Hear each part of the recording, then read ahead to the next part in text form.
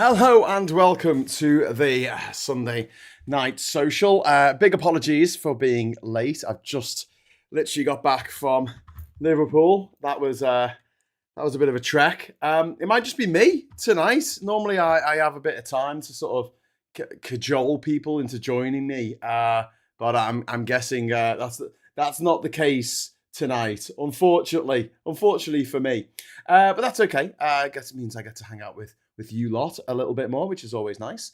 And so we'll just get started. I just want to say a big hello to person impersonator Billy Kershaw in the chat there. We've got One Angry Pagan. We've got Saz, Jenny, Lost Missionary. We've got Martin Harrow is in there. I can see Sarah. Hello, Sarah. We've got Tim Bex. We've got Miss LB as well. Just give me 1 second because I'm just going to change this over because I realise there's a bit of a lag, and the reason there is a lag is because I'm capturing off Zoom at the moment, which isn't the best and all this. Hang on a sec. 1 second. I won't be long. I don't know what I've just done. Oh, move the confetti. Oh, damn it, Janet. Okay. There we go. And then I'll just get rid of the Zoom capture. Coolio. And I'll just turn off the virtual camera. Oh, hang on. Whoa, no. That messed me up. Fade. There we go. That's better. Phew. Fade across. Right, now I'll stop the virtual camera. Cool. If anyone comes in, I'll just put that back on then. Very simply, I think. I hope it's going to be simple. I don't know. I haven't got a clue. As always. Gosh, what a great cloud. I know it's a great crowd.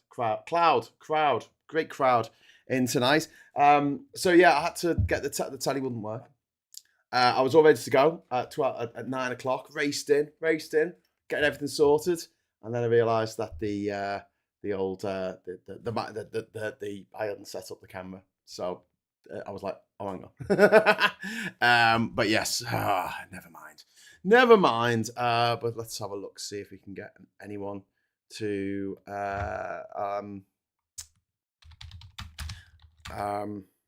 just me, crying face. And then we'll press enter. Oh, hang on. Why are you saying that? Just me. Question mark. Where's Mike? Where's Mike? Mike's probably seen his ass after last week. He's not coming on anymore. Might be a bit too late. Let's see if Franny can make it over. What about Ed? Kimberly? Who else? Who else should we just ask? How about Aid? Do you reckon Aid's still up? Because it's the football, the cricket, or something later tonight, isn't it? It doesn't give me all the names in the chat. That's very annoying. Anyway, okay, right, done that. Okay, VAR is stupid. People are stupid. Yeah, don't have to tell me, bloody VAR, whoever that is. Wasn't he in that movie? No, the TV show. Babylon 5. I think VAR was in that, VAR. Making bad decisions all the time, really, on behalf of the Vorlon Federation. We've got Dan in the chat. Dan, thank you very much. Couple of quid for the Lecky La. Thank you. That is very, very kind of you. And it lets me see if the super chat button is working. It is working, but it's right slapping in the middle of my face. Oh, we got an Ed. Hang on. We have an Ed Kimberly. Okay. 1 second, Ed. I will be with you momentarily. I just need to start the virtual camera. Okay, that's good. And now I need to just change the desktop audio because I've got new headphones. These are USB. So I need to just change the properties, go from what it used to be. I think, say hello. Hello. Yay. Right, we can hear you now. You didn't hear me giving my thesis then? No, we didn't hear you then. Sorry, but they can hear you now, and that's the main thing. They can't see you yet. Just give me 1 second, and through the magic of televisual aids, I will give you aids. No, I will give you the ability to be on here. Right. Sorry, just getting it the right size. There we go. Okay, so if I just move that across, yay! It worked. I've got a friend. Hello, Ed. How you Hello. doing, mate? Hello, I'm all right, thank you, Graham. How are you? I'm all right. Bit stressed. I've had a Stress? busy day. What possible reasons could there be for stress, Graham? Well, got up this morning, did the That's always a show bad start. Yep. this morning after the Yep. carers had left with my dad. So, and then I had to go finish that, go straight to IKEA in Warrington, pick up some Okay. stuff for my mum, get it back to the house, actually put it together in like 20 minutes. That's fast. Okay. I know, without an electric screwdriver. And Oh. then I had to race into town, meet up with my mate AB because it was his birthday today. AB's in our chat. If you might sometimes says things. And then after that, we went bowling because it was his birthday. And I had 2 games of bowling. I was absolutely shite at it. I kept on getting strikes, but not like the good strikes that you get in bowling. I was getting the bad strikes that you get in baseball, where Right. the ball and the bat or the skittles don't make any contact. The pins, I guess. And then I raced home to see my mum and quickly packed all my kit away, all my camera and microphone and all that kind of shit. And then I jumped in the car and drove to home. But on the way, I stopped off to see my cousins because I haven't seen them for ages and had a cup of tea. And then just drove back in a bit of a hurry. And I literally just walked through the door, got everything set up, sent the link to you guys at like, I don't know, a minute to 9. And I actually set this up, to say that the social's got to be on at this time at the Junction 38 services on the M6. So I was just sitting in my car making a hotspot. So yeah, and we're going to have a bit of a chat, if you don't mind. And then we've got the football's not going to kick off tonight till about bloody 3 a.m, That's a lot of time to fill, Graham. Are you sure there's enough going on in the world to fill that kind of time? Well, I think my mate Ben's coming round at midnight, although he might have been joking or taking the piss, I don't know. But I was like, He was like, okay, I'll see you at midnight. And I was like, okay, cool. I'm going to take that as read. So, got some beers in. I mean, look, no one would ever exaggerate that way. So yeah, it's got to be a bit of a mission. And then I've got to get up at 9 o'clock in the morning to do the morning brew show. Whew, I'm exhausted just talking about it. Anyway, how's your day been, Ed? How's your weekend been? Gosh, how has my day been? It's been a lovely, relaxed weekend where nothing interesting happened, and cool. I'm going to make you as jealous of that as I possibly can because I've not had to do too much today at all. I've just done a little bit of social media and I've done a little bit of casework. I was going to say you've made a video today about I made a video gorgeous yesterday. George, posh George. I made a video yesterday evening when the news had basically only just broken, and it was just a delicious story. We were talking about that in our WhatsApp chat at the beginning of the year, Yeah. And it was just a case of, I know there's a few people in the chat who know more than we do, and they can't let it on for legal reasons, but this has been known about for a while. This has been coming. I mean, to be fair, I think when you look at Nigel Farage, there's so much of this. Like, he is in the pocket of global capital. He's in the pocket of some incredibly wealthy people. Yes. He's been openly pushing their agenda of cryptocurrency and financial deregulation. Like, all of this other stuff, the immigration stuff, that's basically set dressing. That's what brings in the punters. The punters don't care about crypto, but he knows that if he can get the punters in for an anti-immigration sort of screed, then he can push what he really wants to push, which is financial deregulation and screwing the taxpayer absolutely blind. That's what he's been about the whole time. And it's like, there is a simple fact that you have to understand if you want to understand the way the world works, which is that rich people hate paying taxes. And it is as simple as that. Rich people hate paying taxes. And if you understand that one simple rule, you understand pretty much the entirety of right-wing politics. The rest of it follows on from that.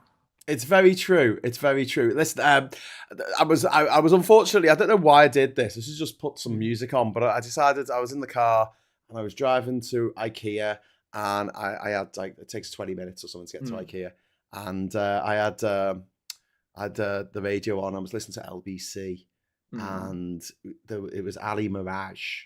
Ali Mirage. Yeah. He's very posh. Went to private school, of course. He's on LBC, and he was answering people's questions, people were calling in, and there was one guy called Jerry who was just like, "I love Nigel Farage, and he can't do anything wrong, and this isn't any different to what all other politicians do, and he's amazing, and he's wonderful because of the wonderful things he does." And it was so, I cringed so hard. I put me back out, and he was just going on and on about, like, this 5 million. I mean, he's got a lot going on. He can't keep track of everything. I'm like, fuck it. I would like. I feel like I would keep track of a 5 million quid donation somehow. I feel like I would notice this, especially when just a few years ago he was on his arse. He couldn't even get a Coots bank account. I mean, who are you? Who are you if you can't get a Coots bank account? I mean, who on this chat doesn't have a Coots bank account? Am I right? Shropshire Chris said, "Did you pay your dues to the Temple of Rugby League, Graham?" No, I didn't, Shropshire Chris. Although I did listen to I was listening to the what's that thing called, the Formula One on the radio. Lewis Hamilton came third in the British Grand Prix, which was this afternoon. We've also had Wimbledon this afternoon. We've also had the rugby. We've got football going on now. It's a bit Super Sunday. Lots of things happening. Although technically the football's not till tomorrow. Are you gonna stay up and watch it, Ed? Am I gonna stay up and watch the football at what, Yes. 3:30 a.m. whatever time it is? No. Well, here's the thing, mate. It's supposed to start at 1, but there's a 90% chance that there's going to be thunderstorms near the stadium, and there's a thunder strike within 8 miles or 6 miles or something of the stadium. They have to postpone until an hour after the last strike. So they will postpone, and it could be 2 o'clock, 3 o'clock before they even kick off. Look, I'm going to beg the forgiveness of the entirety of Great Britain. I am not going to stay up and watch that particular match. If I want to see it, I will see it on catch-up, okay? That is my promise to you. That is my sincere promise, and you can trust me because I'm not Nigel Farage. I mean, how do you know if Nigel Farage is lying? His lips are moving, but it's just that, like, the way that his people have come back on this is exactly out the Trump handbook. Nobody cares about 100%. This. What they really care about, it's the crooked media. It's the apparently the Sunday Times is a big Labour newspaper. Did you know that? Yeah, I saw that. News to I've me. seen a number of angles of cope going on. I think my favourite one is when they do go that sort of whole, oh, it's boring. The story's boring. It's like, I am so sorry that you have the attention span of a 3-year-old. The rest of us, the grown-ups, are talking. You go back to bed, lovely. But seriously, it's if you can't stay awake for possibly the biggest political scandal of the last 5 years, then I'm sorry, that's on you. This is very much shaping up to be Nigel Farage's Partygate, no question in my mind. And I think I feel like the latest set of revelations is more like his Chris Pincher moment. It's that point where people go, okay, this can't carry on. But the big difference, obviously, between Boris Johnson and Nigel Farage, it's not that Boris Johnson took less money, because we know that he also took quite a lot of money from these guys. No, it's not like Nigel Farage is the only one with his fingers in the till. Yeah. But it's also the fact that Boris Johnson could actually be deposed as the Conservative Party leader, where Nigel Farage pretty much single-handedly controls Reform UK. It's very hard to get rid of him constitutionally. Like it's a company that he may not technically own, but he is the co-director of the company that owns the company. So effectively, he is in total control, him and Zia Yusuf. By the way, Zia Yusuf got to be one of the most prostrate people in the whole country when you think about it. Like, he quit Reform on a point of principle, and then he came back 2 days later. and he is the guy doing all the actual admin that keeps Reform UK running, and does all the busy work, while Nigel gets all the credit, and he won't let Yusuf stand as a candidate.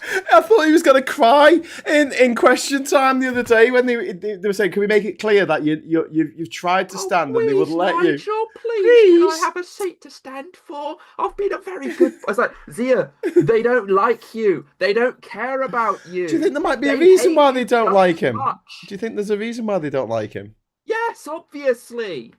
Come on. have you is there a reason they don't like Mohammed Ziauddin Yusuf?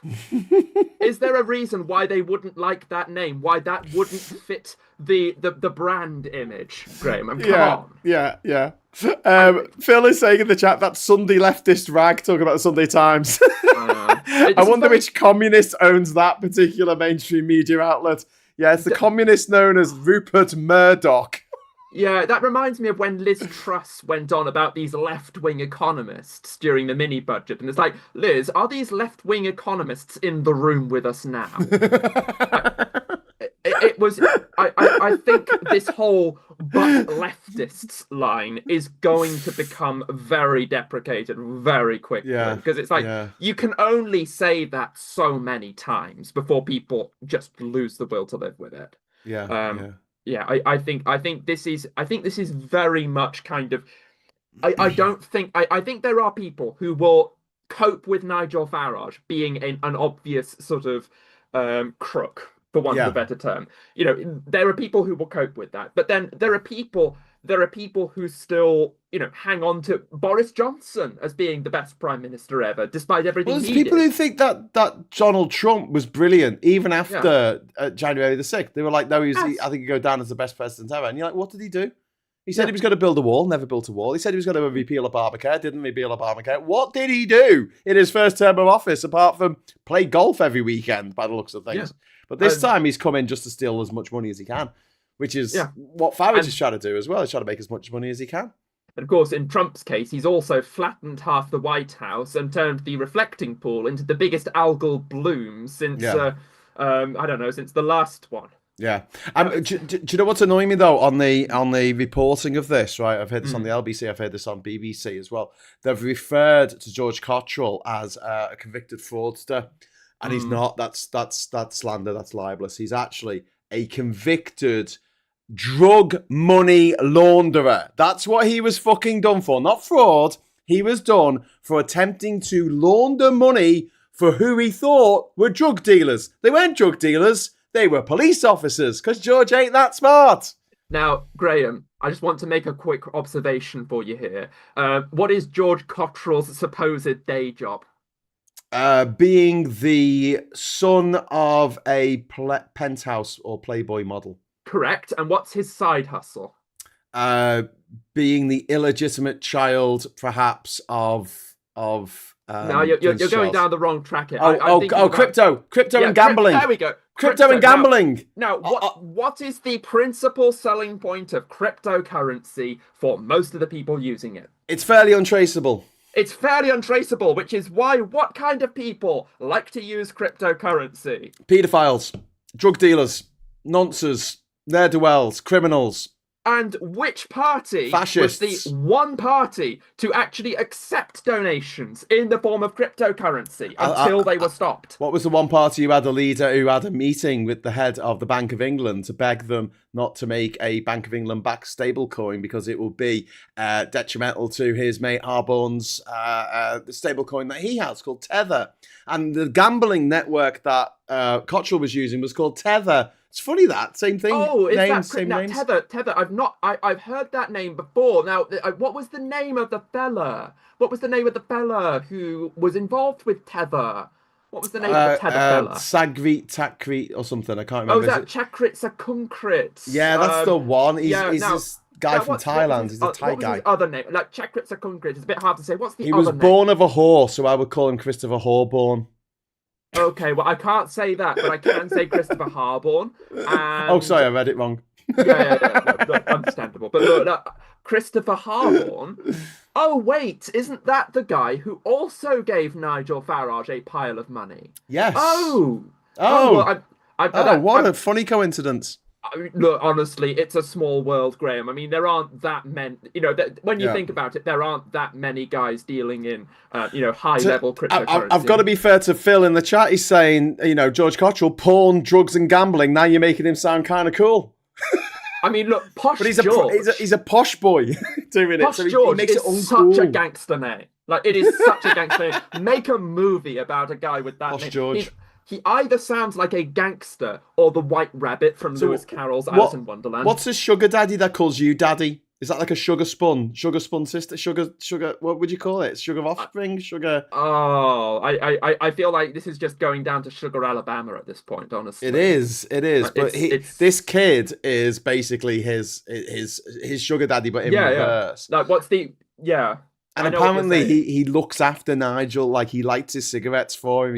He gets a beer in. He does. He looks after Nigel. There is, and then there's also the other level of this that George Cottrell, we now know, paid for Nigel Farage's security. So the one thing that he said that he was using the money from Christopher Harborne to pay for is complete bunkum. We know this for a fact now. Yes. Oh, but however, he did say there was something else. He said it was a reward for Brexit.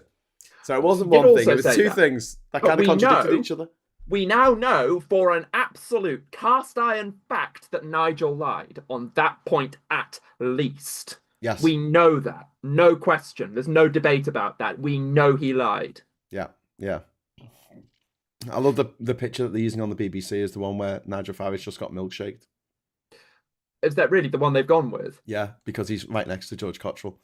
But yeah, Nick Candy. Nick Candy's also involved in this story because Nick Candy, the husband of Holly Valance, he bought an £8.5 million townhouse, a five-story townhouse in London, and he gave it to George Cottrell. Now, for free. I've got that's another brilliant gangster name. Nick Candy. That is such a gangster name. That has Uzi down your down the back of your trousers kind of. Nick Candy. Tell him Nick Candy says hello. Exactly. Evening, boss. Nick Candy says hello. Hidden Knight says bunny boiler, a young person using an older person as a cash cow. The one providing as a sugar daddy, the one receiving as a bunny boiler.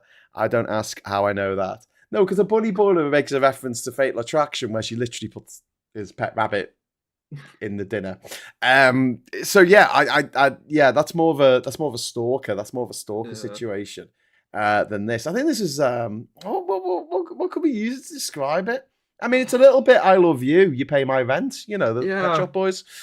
Who pays your rent, Nigel? Who pays your rent? Yeah.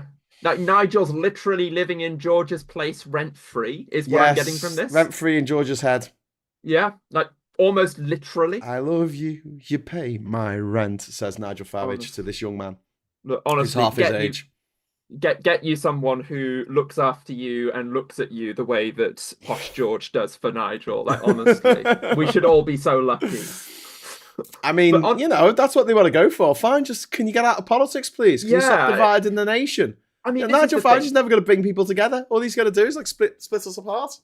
I mean, this is the thing, right? I mean, if Nigel wants to take donations, shady or not, from shady people or not, and he's a private citizen, that's one thing. I still don't like it, but it's his business. But when he's an MP, when he is a public official with elected office and responsibilities and constituents, he owes it to the public not just to disclose this information to them, because they deserve to know who owns their politicians, right? Yeah. But also, he should be asking himself, is this something that is ethical to accept? Because if you take that kind of money, how are you going to be able to represent ordinary people honestly, sincerely, without having that in the back of your mind about who pays your bills? It's nearly impossible. And there's this thing that the reformies love to say, oh, well, they're all like it, Yeah, they're all the same. They're all the same. All politicians.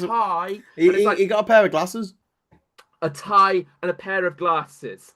Versus 5 million quid, lied about it. Another's had millions of quid, lied about it. Houses, lied about them. Said he could have bought himself a Ferrari with this money that he didn't disclose. Yeah. It's like lie after lie after massive sum of money after lie.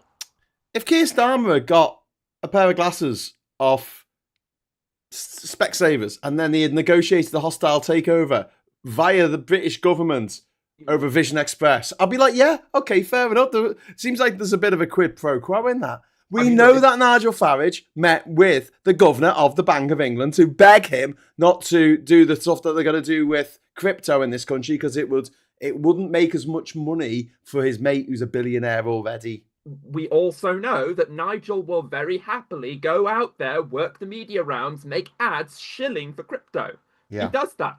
That is one of his many side hustles. Like, how much money is this guy making outside of politics? How does he find the time? Martin Harrow is saying, come to daddy, Aphex Twin. Reverend Kathy says his heart belongs to daddy. We're having some fun with this. MZ is saying, oh, daddy. Richard's got a good one. A rent frog. Oh. Who's the rent frog, though? Because Gorgeous George is paying Farage's rent, isn't he? So, yeah. Do you know what I mean? I was actually listening to the Pet Shop Boys on the way home, and I listened to that song. I listened to Rent, and I was like, "Oh my god, this is George and Nigel. This is George and Nigel. It totally is. It's kind of like oh, hang on. I'm just being told. Is this another one? Oh, this is the one. I think we knew about this one, but the Guardian's running a piece. British crypto billionaire Ben Delo says he has given 4 million quid to reform UK. So, just keeps coming. This is why I say that the Greens have really got an uphill struggle for the same reason that the Lib Dems have. They just don't have the money. Whereas Refuck are a threat because of all their fucking money. In the same way that Trump was a threat because he had the richest man in the world fucking backing him. I mean, you've also got to think it's not just Reform and the amount of money they've got in their war chest, right? It's also GB News, which is losing money constantly. Yeah. It is an unprofitable propaganda machine.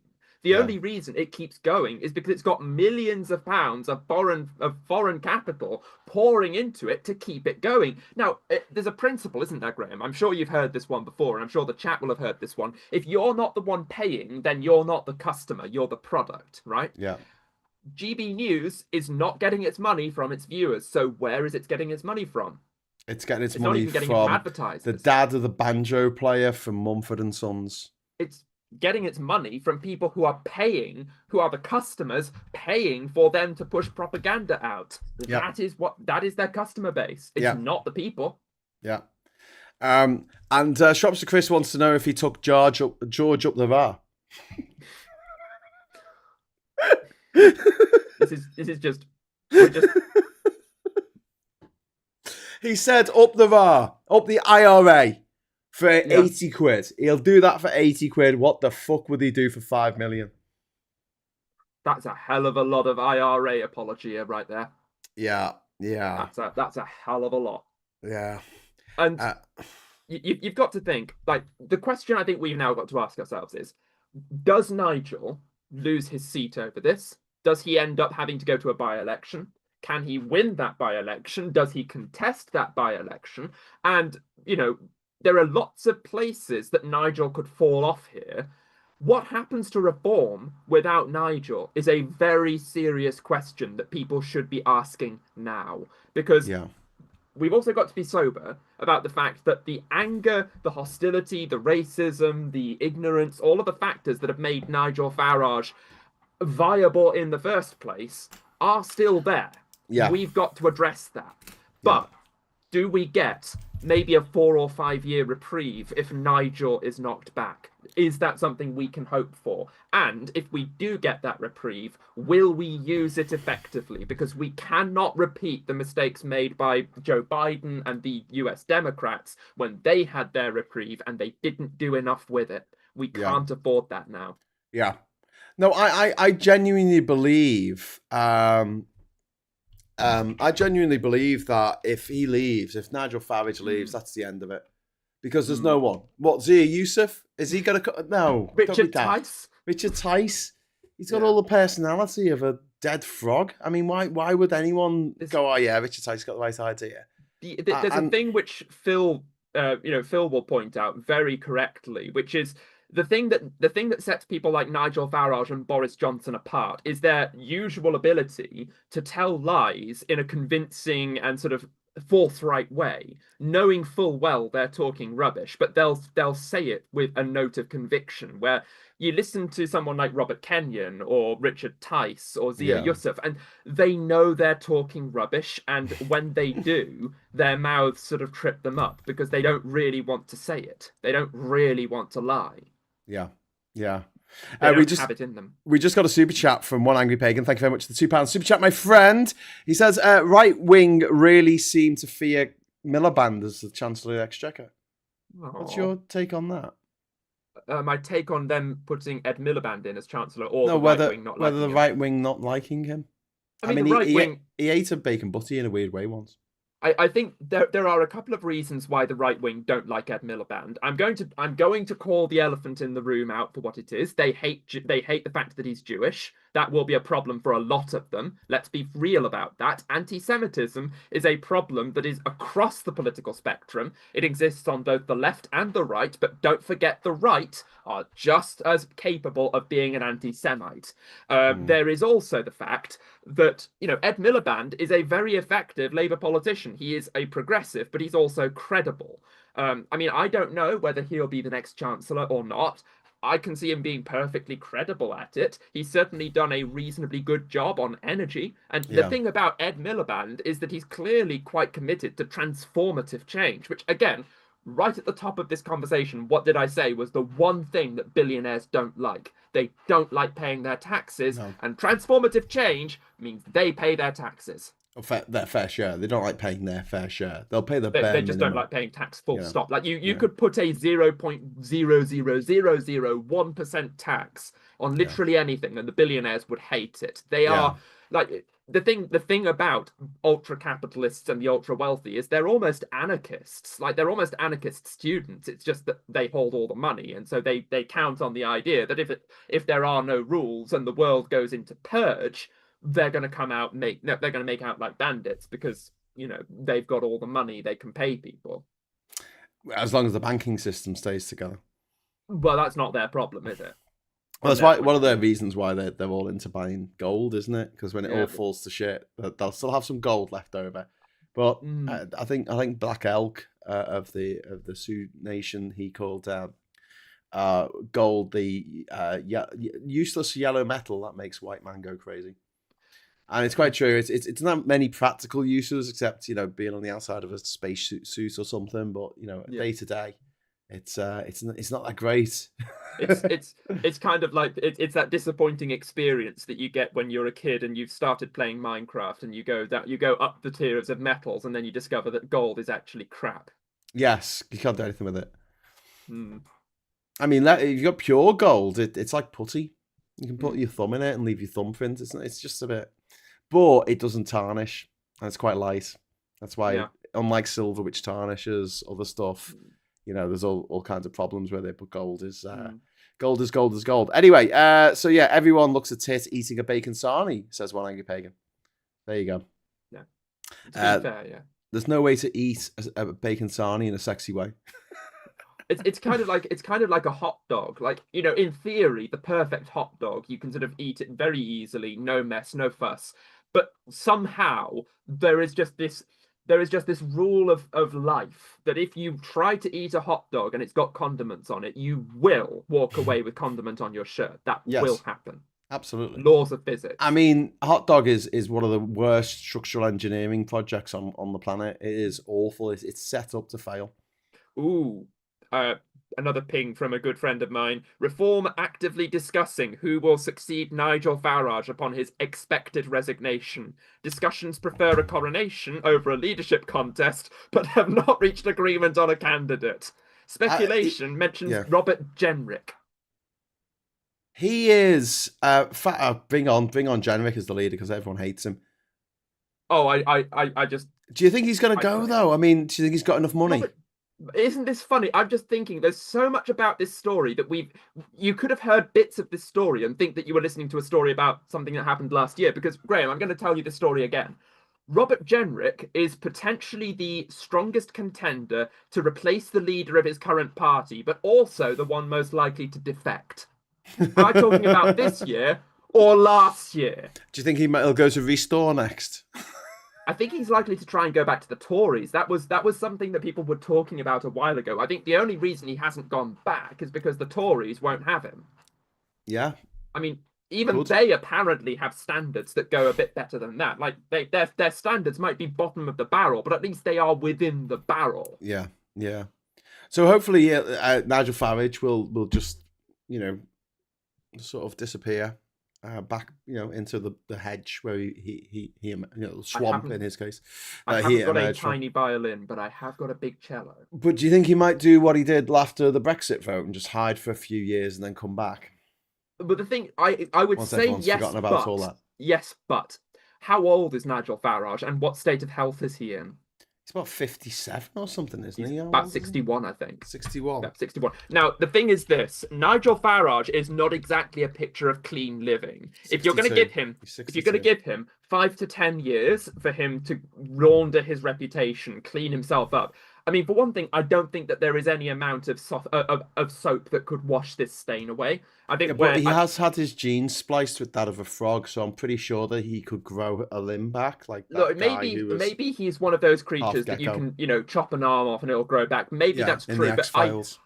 but I think that short of the public having a collective aneurysm and forgetting all about what's happened, I think it's really hard to see how he comes back. But if he does, well, he's already, he's a hard smoking, hard drinking, hard living guy who likes to go out and about. I don't see him Yeah, being in a fit state of health to do this in 5 to 10 years' time. I don't see him being able to. We're going to be looking at a new generation of this stuff.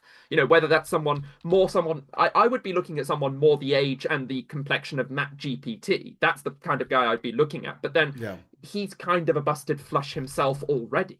yeah. So it'll be more someone like that, I think. I mean, the thing is, Farage is the refuck party. And in Yeah. fact, I don't think Restore can survive not having Farage because they're the anti-Farage party. They are the party for Faragists who think that Farage didn't go far enough. Yes. It's kind of the your party of the right wing, isn't it, at this Yeah. point? It's like, it's this dysfunctional mess that if it puts itself in front of the public, the only thing it can possibly do is persuade them that it's not credible. Yeah. It's the same kind of thing, except, of course, I'm saying about your party of the right, except I'm being very clear. I don't know that your party will ever be able to compete in the racist leagues alongside Restore Britain. I mean, Restore are way out there. They are borderline Nazi, if not actual Nazi. The thuggery that they were getting Yeah. up to, even in the Makerfield election, was really concerning. And Well, they were having fights with Refuck, weren't they? Restore and Refuck were having fights with each other. Absolutely. I mean, I've seen video of them going and sort of like following the campaign bus and screaming at the people on board. Like they hate reform as probably more than we do. Impossible. But there's a part of me Very that doesn't possible. think that Nigel Farage is going to give up, Like, I know say no, they're talking about getting somebody else, but, the people who love him are not going to stop loving him because of this. It's like Trump.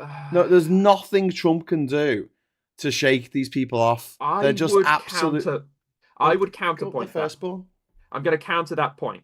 If that was true, and if that was enough to carry Reform UK over the line, they would have been deploying him in Makerfield. Reform UK have shown us that they don't believe that Nigel can walk this off. Because if they did, he would have been out there. And you better believe they've got people smarter than me working as his analysts at Reform UK to look through the data, to go through some expensively produced internal polling. They will know for a fact whether or not Nigel Farage is an asset to them electorally. And if Makerfield, which was something like their 12th most winnable seat in the entire country, broke against them, not just by a wafer-thin margin enabled by Restore Britain, but actually broke by this huge landslide against them, there is no amount of bravado and there is no amount of salesmanship that is going to save them. Like, if they can't win in Makerfield against Andy Burnham, and Andy Burnham is imminently going to be leader of the Labour Party by absolutely every rule that seems to exist in British politics,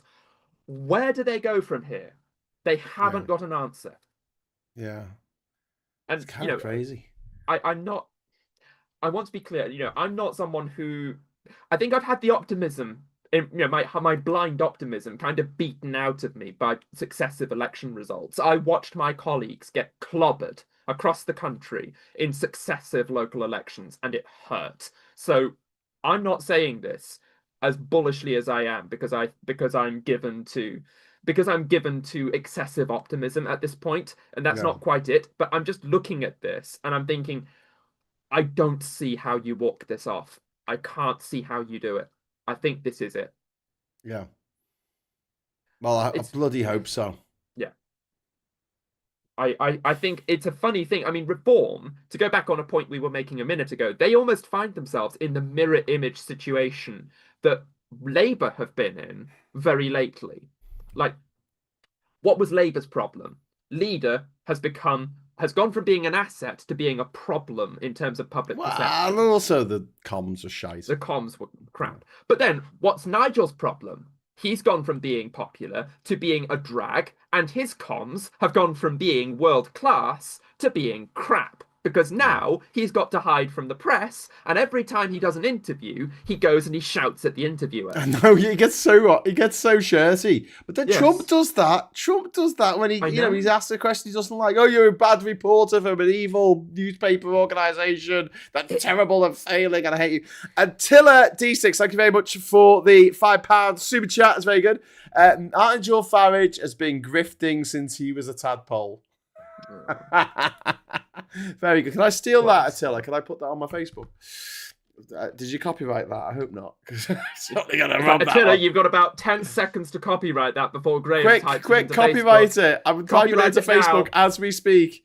No, it's too late. It's gone. It's gone.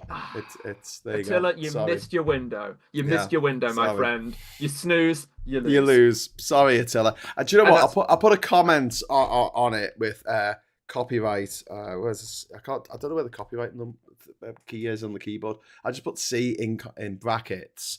Attila D6 and 2026. There you go, Attila. It's all good. It's all good. Mind you, Graham, What? if you ever run for Parliament, you'd better declare that comment as a free gift. As a free gift, because that was a hell of an asset. Yeah, that was a really strong asset. Like, you need to make sure you declare something with that kind of financial value. There's a reason I wouldn't be able to take that gift. You know, as a councillor, as someone who stands in elections for the Labour Party, I've got to be careful. You know, I've got to keep my nose clean. Yeah. Phil Nelson says we're both Kilroy Silk and James Whale both YTV. What was YTV? Yorkshire TV, breeding ground in the 80s for potential questionable later life political pundits. Well, Kilroy Singh was a Labour MP. He was a Labour MP for many years, and then he decided to become a bit of a fashion in his old age. I would die to have your trivia knowledge, Graham. He was the leader. He was the leader of UKIP before Nigel Farage. Oh, and mind you, just taking a sideways step. Have you seen the UKIP logo? What, the one that looks like the Iron Cross? Yes. Yeah. No, tell me about it.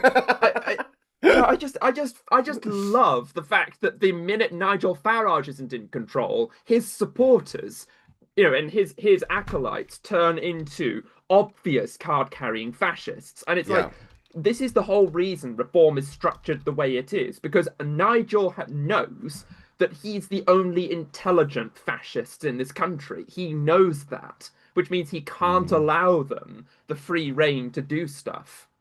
Yeah. It's just, so it's like, what I was going to get to is, you kind of know if Nigel Farage goes, Reform UK rebrands, and it's probably going to be some very geometrically windmilloid but very square kind of symbol that replaces their current logo. Like, you can just feel it coming, can't you?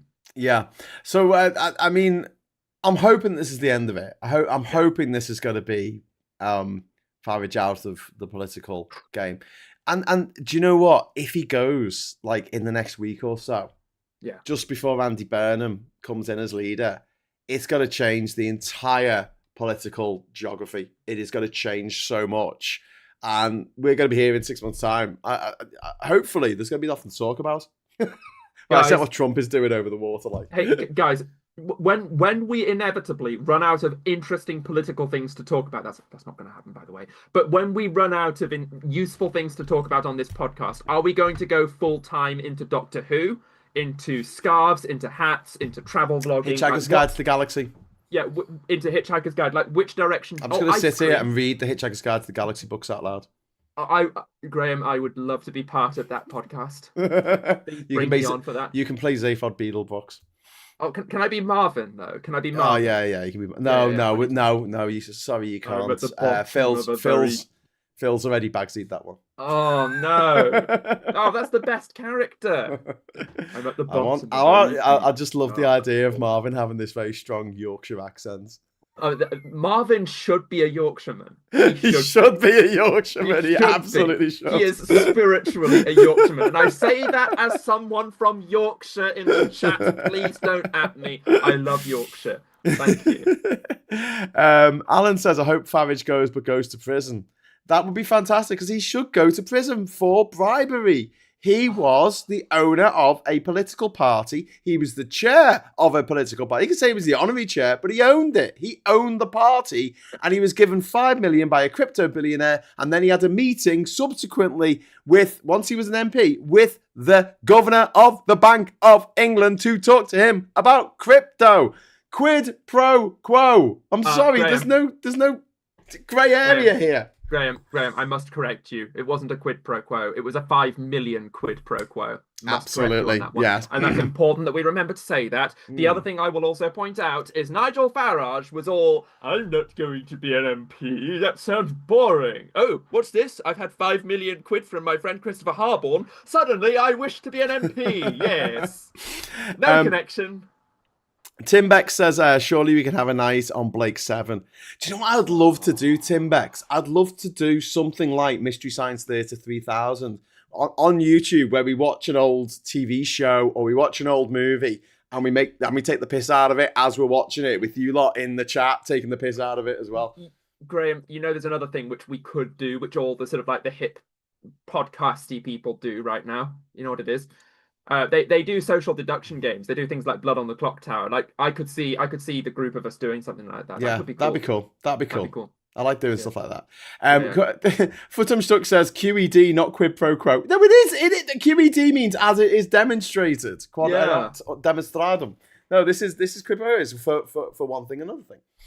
Quid's exceptionally donated. There you go. Yeah. It's quid pro quo as it is demonstrated, so it's quid pro quo QBD. I had a boyhood crush on Servalan from Blake 7. I think what does Nigel love? The number 5. 5 homes, 5 million, 5 parties. Alex is saying Quantum Leap. Oh yeah, let's do the Curse of the Evil Leaper. Let's do that episode. That was fucking fantastic. We could do all of Babylon 5.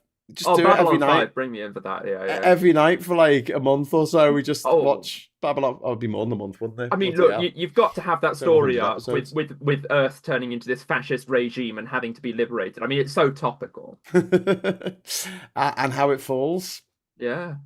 And a multiracial alliance comes together to defeat the fascists, who collapsed basically without a fight at the very end. I think you can make an argument though that Sauron was a multi-species employer, whereas the elves Sauron was unusually woke. The dwarves kept to themselves. Do you know what I mean? Sauron was quite woke. He was all about getting the orcs and the humans to get it on and create the Uruk-hai. But the thing, I don't want to upset you too much, Graham. I'm going to say this with love.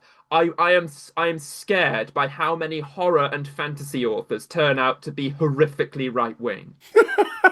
Like there's a frightening number of them that are J.R.R. Tolkien shockingly was born in South Africa, so maybe he was a massive racist. I don't know.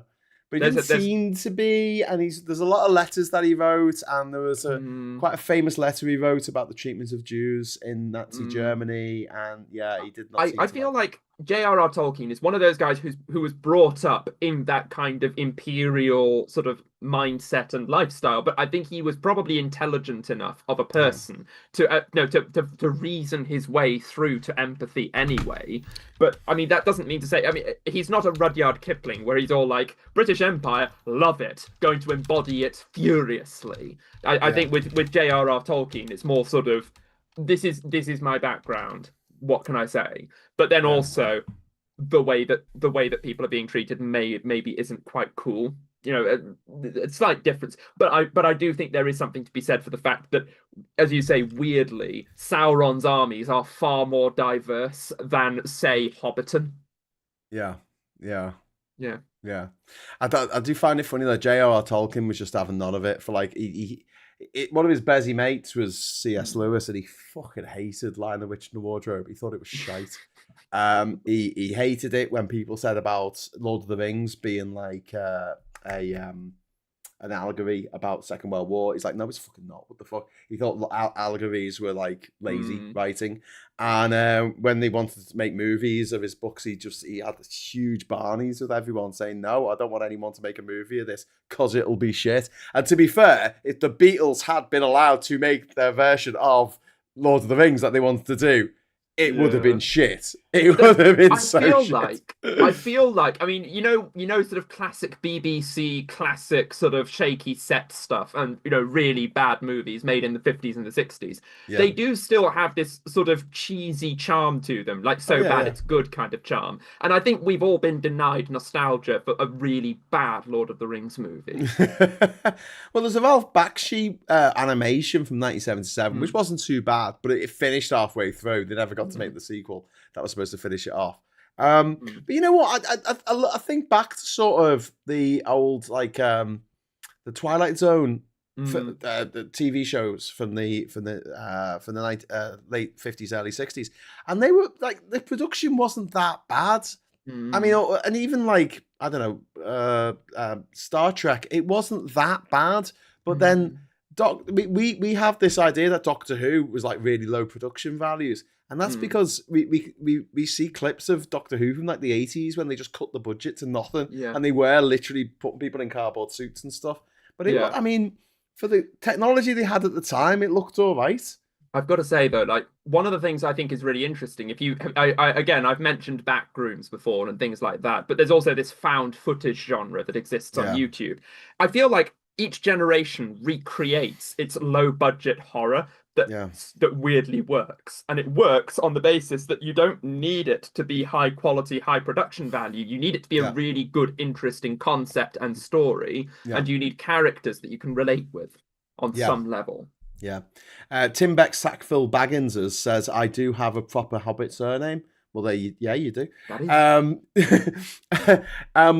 When you're talking about the found footage thing, so there's a generation that think that Witch Project was the original found footage low budget movie, but there was a movie about 20 years earlier called Cannibal Holocaust, which is available to watch in its entirety on YouTube, which is hilarious because it was one of the banned movies in the 1980s in the UK. You couldn't get it on VHS in the UK. There's eight list of 88 video nasties, and that was one of them. And now you can just watch it for free on YouTube because someone's put it on there. But it's shite. I mean, it's shite. I mean, it's really grim and shite. But that found footage idea, it's not new. Although there's a lot more fun you can have with it now because looking into the backroom stuff, that's all connected to the 80s and videotapes and static and thing. I like that. I like the aesthetic of it. I like that sort of retro aesthetic of old camcorders from like the 90s that were just a bit shit but had a certain look to them. There were no straight lines. They all had like zigzag lines. But have you watched the Backrooms movie? Have you seen it? I haven't watched it yet, but I do want to. I'm gonna. Is it still in cinemas or is it? Yeah. I mean that and Obsession are getting an extended run. I don't know if it'll still be on where you are, but yeah. Have you seen Iron Lung? No. Again, that's definitely that's definitely worth a watch. I think there is something to be said. I mean, Hollywood and films are just sort of beginning to cycle through. I think they've had their era of really huge success out of just doing the same old superhero movies again and again and again. It seems like we're sort of getting a generational change through, and I, for Yeah. one, I welcome our new lords and masters of the new era. Lizard Gen Overlords. Z are coming. I was a bit sad that Supergirl was shit because Was the it? DC, I feel sorry for it. Do you know what I Yeah. mean? It keeps making shit But movies and losing money, and it's I just a would big say fucking disaster. the problem with a lot of these movies, or the problem with just these universes in general, in my humble, is that the creators cannot allow them to end. Anything that is successful enough has to be spun No off one ever again dies. and No one again ever and dies. again. So no one can Yeah, die, no one no can one die. franchisable is ever allowed to go. But where do you get new iterations of Spider-Man or Batman from? You get them from characters dying and the status quo being updated. We should not still be talking about Bruce Wayne. He should have died in the 60s. This is a controversial hot take now, but it's like that character has been done. We need to move Did you on. know his mum and dad was shot dead by a robber like outside the theater, and the pearls, his mum's pearls fell on the ground. She had a string of pearls, and they fell on the ground. But it's like all of the cultural references, all of the ideas, all of the sort of it's grounded in a different era. I mean, Superman, if you actually dig into the costume and the origins of the costume, there's a reason why he looks a bit ridiculous. It's based Yeah. on the way that wrestlers would dress back in like the 30s. The Yes. idea that they were these huge, built, stacked blokes Yeah. that would wrestle, and they would wear these bright, colorful costumes. And Superman was basically a nod to them. Well, that The cape was a nod to Zorro, and that Yeah. was a nod to the fact that he was supposed to be an aristocrat in like Mexican society, and Yeah. and aristocrats wore capes.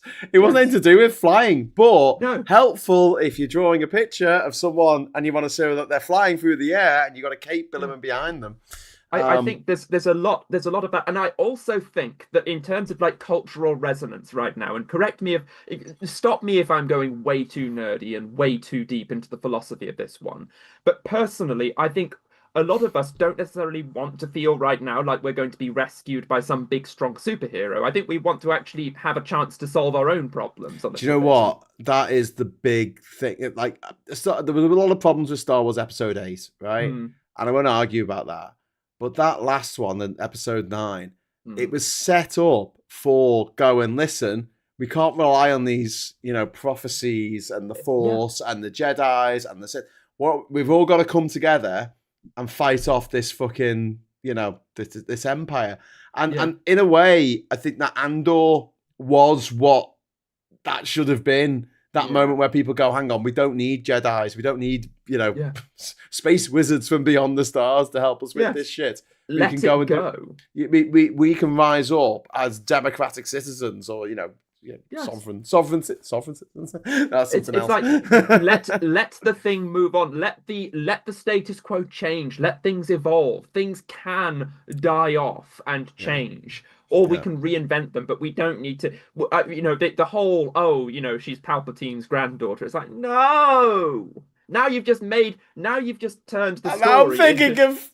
I'm thinking of fucking Palpatine having sex now. I'm just thinking, I'm going, yeah, do it, do it, do it, do it. I mean, no, I don't want to think about that. He's a creepy old man. Fuck off. It's like, but it is that problem of. To be fair, he probably wasn't always an old man. Like that came later, but it's like That's because he had to fight with Mace Windu, didn't he? well, there's that as well. But it's like there is this problem that it basically makes all of our superhero stories, all of our heroes have to have something special in the blood, like Yes. or they have to be a chosen one by Yeah. some Harry higher Potter, authority. James, Which, Luke Skywalker. it's like I hate chosen ones. I do as hate well. that concept. I do as well.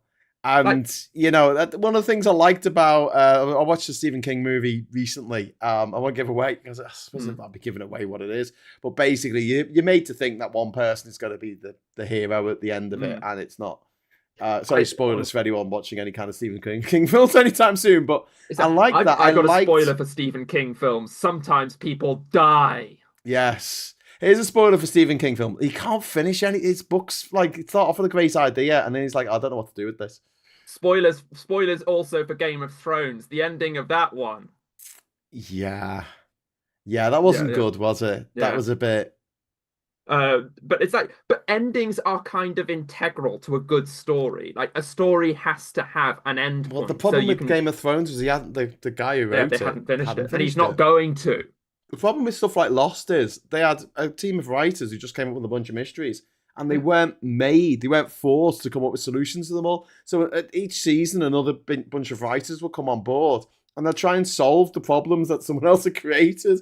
But the way that syndicated TV works, it's just like you don't know if you're going to get another season. So yeah. you just keep putting mystery upon a mystery, which I find problematic. I like the idea of having a beginning, middle, and definite end that makes Yeah. sense. It's important for good storytelling that you can have a beginning and a middle, and importantly, an end. Well, when I come up with ideas, when I'm like ones that are bulked out to actually a film script or a TV series, Mm, then I come up with two things first: the mm. title and the ending, and then I Yeah, work back from the ending. I'm like, okay, yeah, this is what I want as a denouement, and this is what's going to happen, and I work back from that point. yeah. So I rather think than that's a writing a good way. story forward, I write it backwards. I think Um, sometimes you can have an idea of what the ending might be without having written it, but you need to have that end point in mind. You oh yeah, need to have some sort of plan. absolutely. And if it is going to change partway through, it needs to change for a good reason. I think that it's got to follow on naturally, and you've got to have some sort of consistent idea. Consistency is really, really important at the end of the day, but also having a definitive end. And an ending doesn't have to be happy, it doesn't have to be perfect. It just needs to actually wrap up as many different plot lines as possible and be satisfying. That's, Yeah, you yeah. know, Macbeth does not have a happy ending. I don't know if you know, but it's like it's still It's satisfying. satisfying. Well, I mean, Gladiator doesn't have a happy ending, but Mm. Pan's Labyrinth. Mm. Actually, I've got to say, Pan's Labyrinth. I didn't like the ending Mm. because it. I don't want to ruin it for people who haven't seen it, but basically, it's this idea that after going through all this stuff, the best way to get revenge is to not be alive anymore. I was like, so you can be reunited with your loved ones in heaven. And I'm sitting there as a Mm. cynical old atheist going, well, that's not going to happen, is it? But yeah, That's there is the baddie gets his comeuppance, which yeah. is the main thing that we should concentrate on in that movie. Mm. But yeah, having a satisfying ending is really Mm. important. And the problem is with superhero stuff, it can never end. Yeah. It literally can't. Like that's the problem. They And so can't let it die. where's the jeopardy? Where's the I jeopardy if someone could just go back in time and rescue them? the thing with like Marvel Endgame, when they did that movie, Marvel's Avengers Endgame, that should really have been the ending point for that Yeah, franchise, for that yeah, movie series. Let it go, move yeah, on. Like if you're going to set other stories or use superheroes to make, to tell stories, do so. But Spider-Man, for example, is going to be popular with or without the Marvel Cinematic Universe. You do not need all of these crossovers. You have yeah, fulfilled their potential. Move yeah. on. And Don't keep trying to do it. they're never gonna make Endgame again. That No. was the culmination of a bunch of stuff that just happened to come And together, and there was no rhyme or reason for it. They did not think that Guardians of the Galaxy would be as popular as it was. When they made Thor, they weren't thinking, "Oh, this is going to lead into this." It was all just a bit ad hoc. They were using the B-roll characters because they couldn't use Spider-Man, they couldn't use the X-Men, they couldn't use the Fantastic Four, so it was all yeah. the B-roll. It was all like, Thor, him from the comic, and everyone's like, who? What? I've never heard of him. Yeah. Iron Man. Like, honestly, in Mm, 2007, go up to someone on the street. Have you heard of Iron Man, the cartoon? No. no, What? exactly. I know Maggie Thatcher was called the Iron Lady, but I Yeah. don't know about It, Iron they were Man. much more obscure characters, Yeah. at Guardians that of the point. Galaxy, Rocket Raccoon. What the fuck? No Yeah. one knew who these characters were. They were Yeah. all B-roll. Ant But Man. Ant Man. What?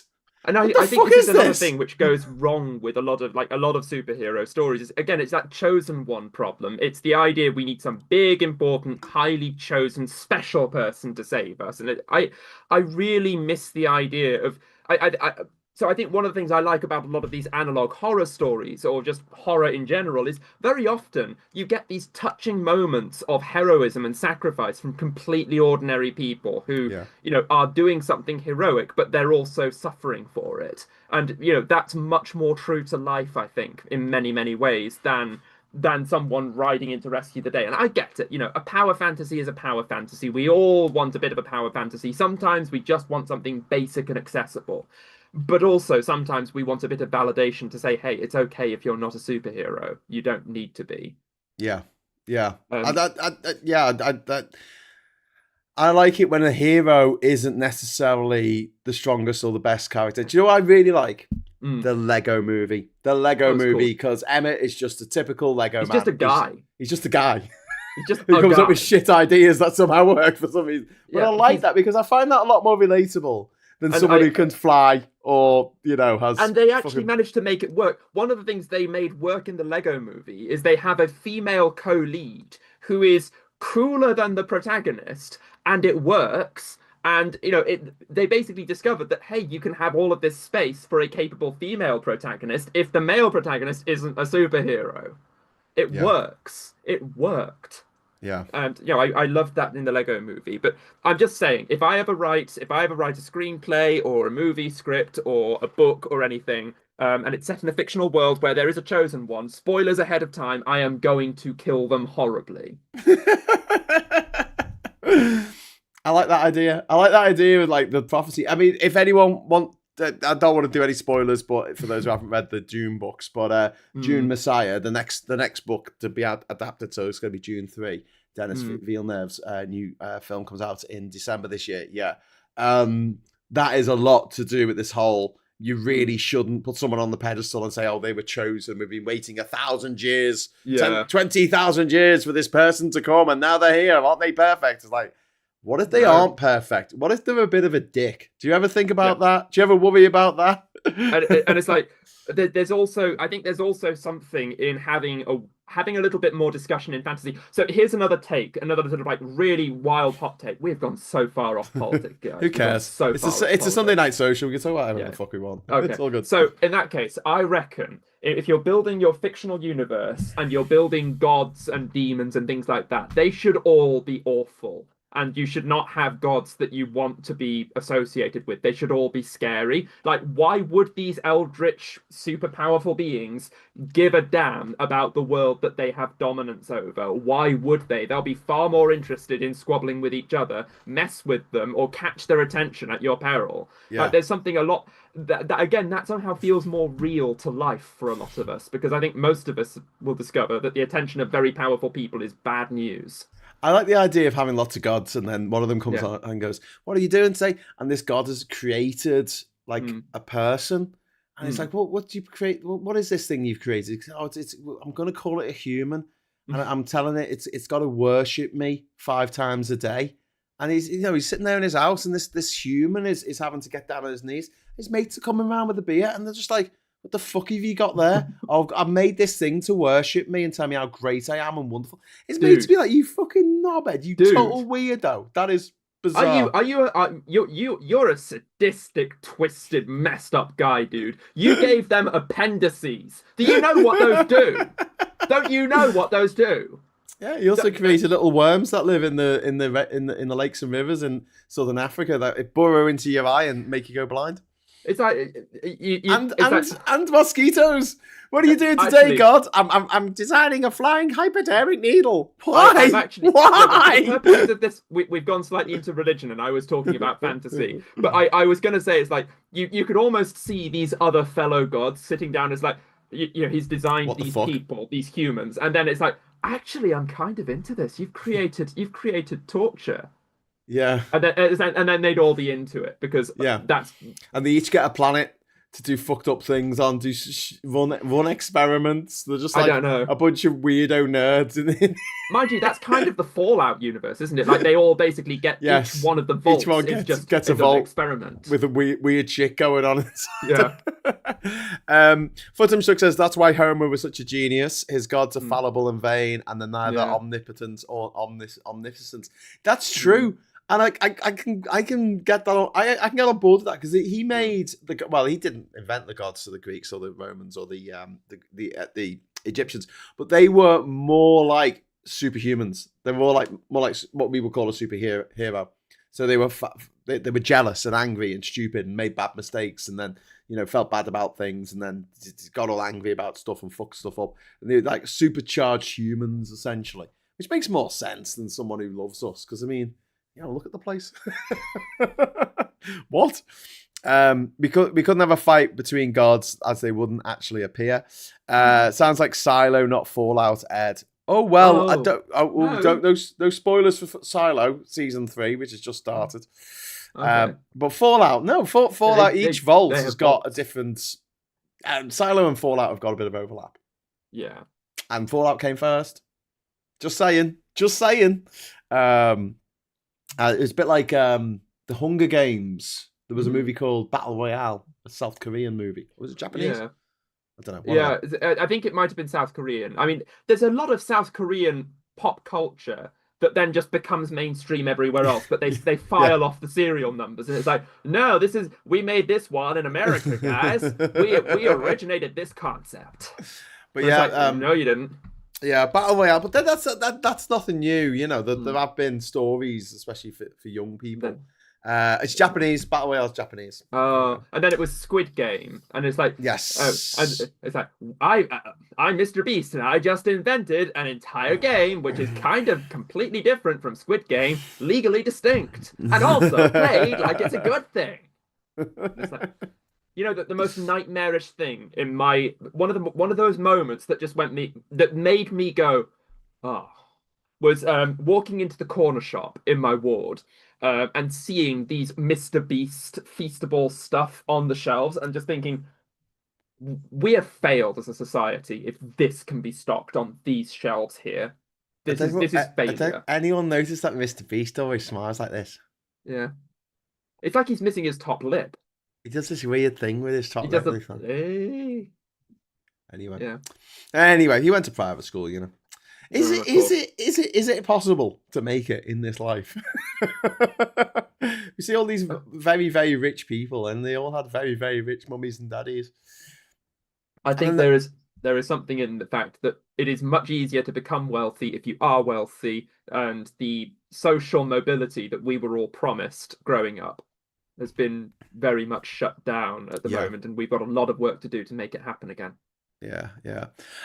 Anyone watching the footy will be glad to know that Brazil-Norway match is still going on, and it's 0-0. Exciting stuff. Breaking news. Brazil and Norway are playing, and no goals have been scored. Failed to score. Stay tuned for more breaking news about Brazil and Norway failing to score. Yeah. I won't spoil it. I had to do a rewatch on season 1 and 2 before season 3. Are you talking about Silo now? Because Silo just came out the other day, didn't it, on Apple TV? Fallout was a game originally, very well. So it was a game. It came out in the 90s, late 90s. Oh, you've just prompted my brain to make a very, very big jump in a very interesting way. Do you remember a story I told you a bit ago about the mayor of Redditch? No. You have to refresh me. Okay. I might remember it when you tell me what the story is, but I don't know where Redditch is. 440,000 posts on Twitter, many of which were explicitly racist, bigoted, or homophobic. Oh my god. Is he? And he's a refucker, is he? She's a refucker. Reformed. Oh my god. So she's reformed. She's the civic mayor of Redditch. Now, there's an interesting coda to the story. I got a piece put up on Searchlight about it just to sort of expose what had been going on, and BBC went and ran a story on this. There were calls, obviously, for her resignation, although those got battered away. There were also calls for her to apologise, and those actually worked. She's apologised publicly in a council meeting for what she said and did, and she's actually been to an LGBT event at a library in Redditch, I'm told, in the last day or so. She's been photographed arm in arm with some of the lovely gay guys from Redditch, and also, I'm told, enjoyed the company of a Bangladeshi cultural event. Like, I think the universe might be healing, Graham. What? Like, she went, she had a good time, and she discovered that LGBT people and Bangladeshis are not monsters. Are not the worst. They're lovely. My God. Like, we're being told to read and listen to the Skullduggery Pleasant books. Have you seen them, Ged? that's a Skullduggery Pleasant. fantastic name for a series, but no, I don't think I know it. Battle Royale was inspired by the brutality of World War II from a Japanese conscript's point of view. Well, isn't Godzilla inspired by the concept of nuclear war? Yeah. And In the original, it was caused by the nuclear tests in the Pacific. It caused this big monster to come out and smash stuff up. With have you seen Godzilla -1? No. It's very good. It's very good. Low budget, but it doesn't look it, and it's a lot of fun. A little bit too over emotional, like it's a Japanese film, so you're gonna have that. Japanese manga. Half of it is literally no one doing anything, just standing there going, "I just can't do this thing," and you're like, "Yes, okay, you calm down. You will be inspired to do this thing. Let me tell you this just anecdote. Can't do it." And it's yes, you can. Yeah, you can. have the power within you. 90% of all Japanese anime is just people going, "I can't do it," and then someone going, "Yeah, you can." And then they could have edited down the whole of Attack on Titan to about 45 minutes. They just cut all that shit out. Mind you, it's like it's a good allegory for politics. People shouting at each other about the things they can't do. Yeah, but there's no one saying you can do it. It's everyone just going, "Oh yeah, I can see my they haven't got the money." I'm fed up with hearing that, Ed. We haven't got the money. Partly we're the fifth richest country in the fucking world, aren't we? How have we not got the money? Are you kidding me? Can we sell some of the things off that technicality? Yeah, I think this is the thing. Again, it goes back to we need to be thinking bigger. We need to be moving faster. We need to be working more boldly because Labour have this huge majority. We should be acting like it. We should be changing the rules of the game, not just playing the game the same way. Yeah. Have you seen the bit about Andy Burnham? I mean, the more I hear about it, the more I'm thinking he's actually serious about moving number 10 up to Manchester. Yes. Effectively. I mean, that sounds like it could be a really positive change because I think one thing that we keep forgetting is like when a new prime minister comes in, basically the staff stay the same. It's the same operation, the same group of people, the same stuff that's going on there. There's probably something to be said for moving number 10 out of Downing Street and actually having the operation somewhere else with different people. That might actually generate some different ideas. Yeah. I'm just looking at I just wrote in to Google, how much is all the stuff in the British Museum worth? Apparently, it's got 8 million artifacts, and many of which are regarded as priceless. But to give some clues to the immense value, the £1 billion ceramic gift, the trustees of Sir Percival David Foundation permanently gifted 1,700 rare Chinese ceramics to the museum. The single collection alone was valued at just under £1 billion. And then there's 8 million artifacts. Mate, just sell it all. Yeah. Just fucking sell it all. We'll make a trillion. Honestly, it's like you hear stories like that and you think, I'm not surprised the Chinese don't like us very much. No, but make a copy and sell it. Yeah. Just that's it. Make a copy. Put the copy in the museum. I don't give a fuck. If some collector wants to have the original, fine, I don't care. As long as we've got a copy of it and we've scanned it and put it into a computer or something. I think there is something to be said for archiving has a valuable role in society, and there's nothing wrong with archivism, but I think that we are holding on to a lot of the legacy of empire even today. We are a post-imperial country. I'm not saying we should sell back the Rosetta Stone or the Parthenon marbles or the Benin bronzes. They should just be given back. But stuff that is going into private collections, fucking sell it. If you sold each thing that they had, right, they've got 8 million things, and you sell each one on average for £1 million. That's £8 trillion. £8 trillion of extra money we could spend on having a good time. I am hearing a lot of people, and that's just one museum, just having a collective sort of fit at the thought of this. I think just do it. They wouldn't know. They would not if you copied everything. Got the people who made the Lord of the Rings shit, right? Get them in to make this chainmail vest. And they'll go, yeah, that's the Sutton Hoo treasure. They wouldn't I wouldn't know. Would you know? No one would know. We'd just go in and go, yeah, whatever.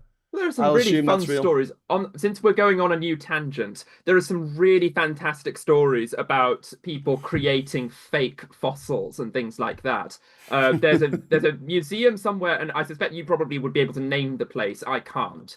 But there's a place in sort of like the Midwest United States where they had this museum that was full of fake fossils, like fake footprints, giant footprints that Was had this been faked. it wasn't the Creation Ark Museum, I was think it? it Where might the have been. Oh, okay. Might have been, but like, there's a whole thing of Because them. they had human footprints with the Yeah, dinosaurs because they wanted to make out the humans and dinosaurs and they shared were the planet faked, together. Although, very, very yes, faked. yes, one angry pagan, we still have dinosaurs. Okay, before you say that, I mean the dinosaurs that you think of when you think of The kind Diplodocus. of dinosaurs that you can't buy in a bucket from McDonald's. Okay.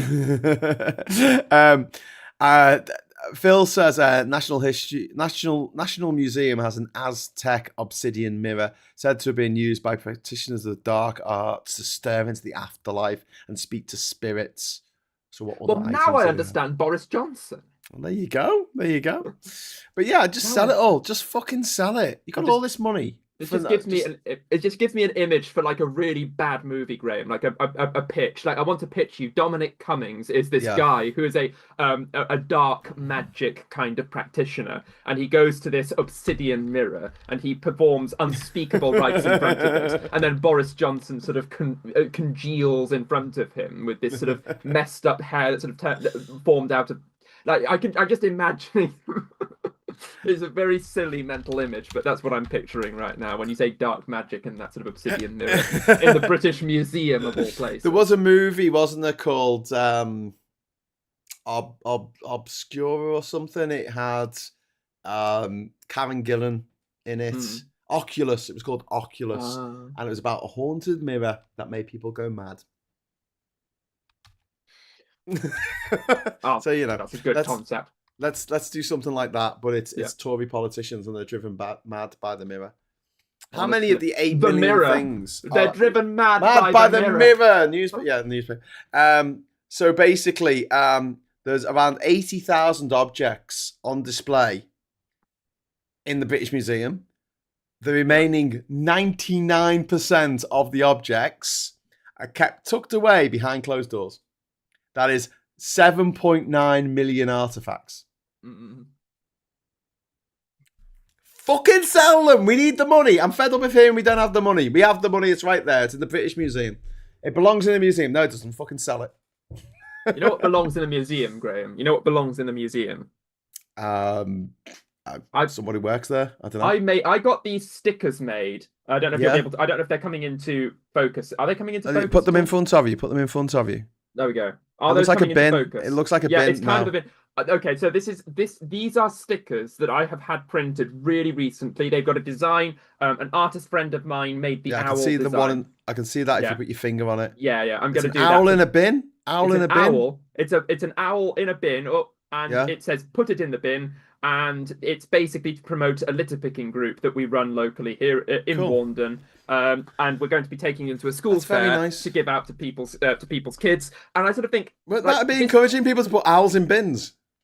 No, I mean it's just a mascot, Graham. It's a mascot. I've got other designs in here. I've got other designs. It's one of those things. Bloody like if people are going to collect things, they should collect cute pictures of owls doing silly things on bins. Well, this is the thing. This is what I'm thinking of. Like Pokemon cards from the 90s go for millions of pounds. So fuck it. This is stuff from the 90s, like literally the 90 AD. You can sell it for loads more. Like, just get. Yeah. I'm sorry. I just think this is a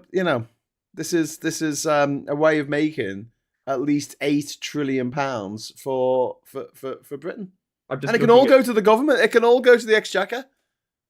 I've just started looking. This is the most random thing I've done on stream right now, but I'm noticing that the printers who put these stickers together for us, the top sheet, where they've obviously been. This is presumably from their office. It's like bin : paper 4, and it's like and pos 3 out of 4 and 4 out of 4. It's like I'm pretty sure someone in the office must have gone, oh, these are all bin related. So they've just used that as the reference. Yeah, yeah.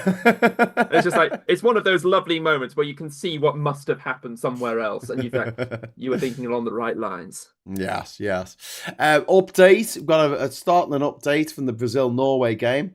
Oh, It's still 0-0.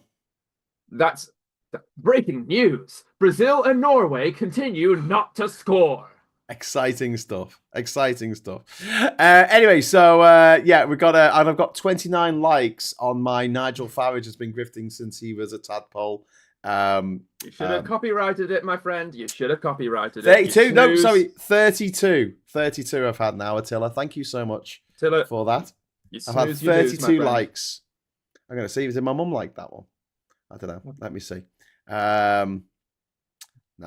Not yet. Your posts are interesting on Facebook, Graham. They either get your friends responding or they go completely viral, and there's no in between. I know. It's either just me and my mum, or like half the internet. Exactly. But I've been trying to get people to comment on my stuff on Facebook because I get money for it. Not much. It's only like a couple of dollars per post, but it beats making a video. I spent most of yesterday making a video for the 250th anniversary of America. It's just not worth it. It's only had about 36 views. I'm gonna have to take some tips because I've not monetized my Facebook. I don't know whether I should or not. I don't really know how. It's one of those things you sort of get. I don't want to muck up the fact that I'm doing this progressive politics, basically. Yeah. My video is muted in certain countries. I've earned 0.000 from it. Yeah, that'll make sense because it's been it's not my music. It's Carter, the Unstoppable Sex Machine. So and most of the audience drops off around the 5-second mark. What's the fucking point of doing a video? I can't be asked, Ed. I'm just gonna do posts and live shit. But yeah, it's really warm in here. I hope I'm not getting a fever. Is it really? Oh, it's 18 degrees. It's not that warm, is it? Maybe. Oh God. Maybe I've been going a bit hard this week. So might need to pay for bots, Graham. I'm not paying for. They pay me. They should all pay me. It's not like I've got a message that I've got to get out. It's not like I've got to get people on board to rejoin the EU or something if they get enraged about my comments about Nigel Farage being a grifter. Owls are a bit freaky. Always look like they know what I'm thinking before I do. True. Owls are pretty cool though. Owls have got weird legs. Oh God, the frog was on TV. Oh sorry, Nigel Farage was on TV. Sorry, I should have moved over like this. Are you all right? Oh, Graham. Go on. What's happened? I've just been shown something. Okay, I've just been shown an AI generated brochure. I think this is genuine. I think this is genuine. This is an AI generated brochure for a reform event. And who do you think is the guest star? Who's the guest of honor? Liz Truss. Go on. Nigel Farage. Is it that woman who went to jail for being a racist? Refuck event. Zia Yusuf. No. Tice. Jenrick, Braverman, Neanderthal. So it's not someone who's an MP for the party then, no? A shadow MP. Oh. Okay. Karuga?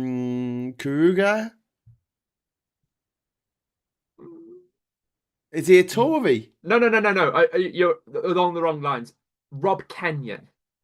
Oh my God! What? He's not a shadow. He's not a shadow MP. He's just not an MP. Yeah, well, but it's a gag that people make. But Rob Kenyon, Reform UK celebration evening, now featuring Rob Kenyon, star of the Makerfield by-election. It's like star. Pretty star sure of the that's election. Andy Burnham. Yeah, I'm pretty sure it's the guy who won.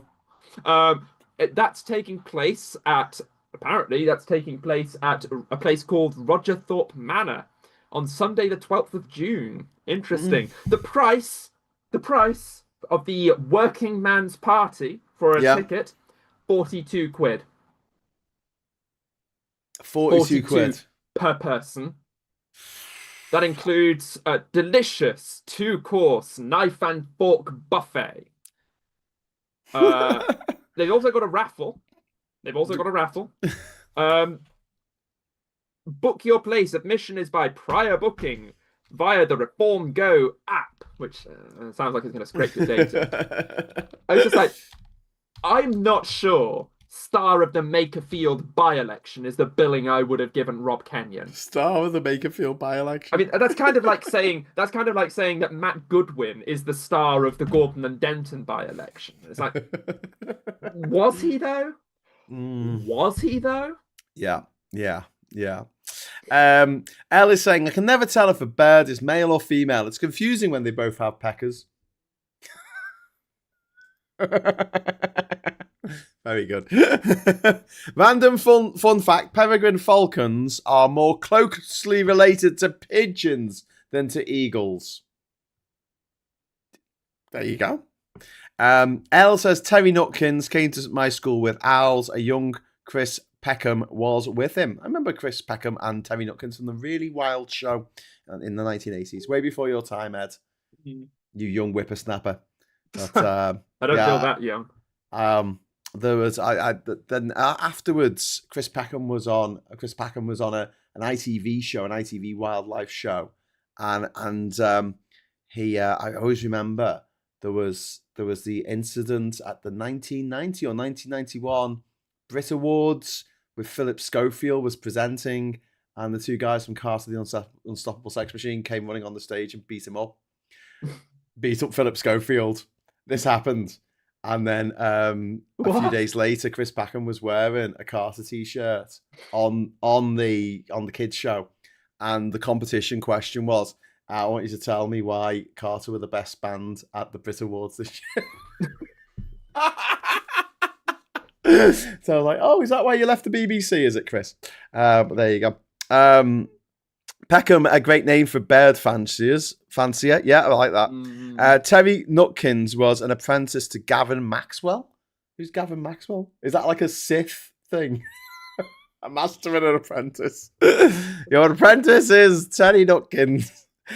David Bellamy came to our school. David Bellamy. He's now playing for England, isn't he, David Bellamy? Oh, sorry, no, that's Jude Bellingham. I keep them for the messenger, Martin says Lost Missionary, which is cool. Hey, listen, we're going to have to wrap up soon because I can't keep Ed all night, and we do need to get prepped for the football. You say you say you can't keep me all night, but there's a bloke in the next room with an Uzi who's got a real gangster name who's would beg to differ. But yeah, so you're not staying up to watch the footy, are you? You're just going to find out in the morning. I'm going to find out in the morning with the rest of the punters, I think. Yeah, that's what Phil does. Like every night we have an election, I stay up all night. And he's like, why? Just go to bed and wake up and there's your result. And I'm like, but I like the whole build-up. I like the... I in practice these days, I end up staying up all night, but not because I intend to, just because like when you've been out campaigning, when you've got so much riding on it, you don't sleep. Yeah. Server says some birds are tits. That's true. Some are total boobies. Keep it classy, chat. Keep it classy. But yeah, so we've got a few minutes left. So I'll just say, if you want to drop in a couple more super chats or 3 more super chats, we'll be able to fire off the confetti cannon. But otherwise, yeah, I will be.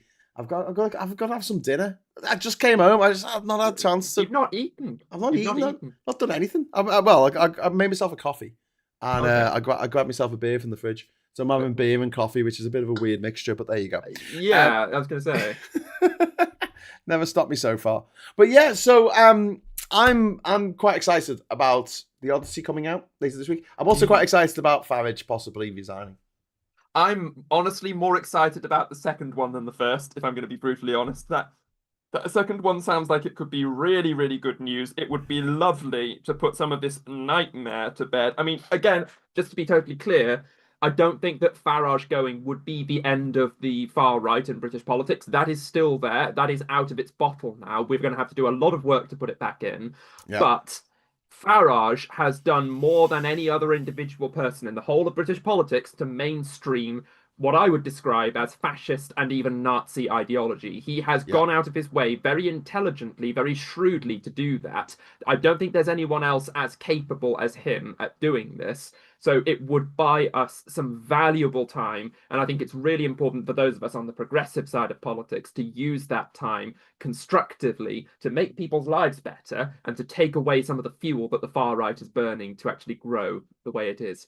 Yeah. I've mixed my metaphors there, and I'm not a No, politician. no, no. I think you're right. I think you're right, and I think that this could be a big change in British politics if he does go down for this. Well, he's not going to go down for I it. mean, you could almost end up with something. There was a conversation which I was having with someone who's not involved in politics. I might have alluded to it before, but this fellow was saying I could imagine us going back to the two-party system because we go, bugger this, get rid of all of this. This is such a mess with these many different parties and some of them being so bad.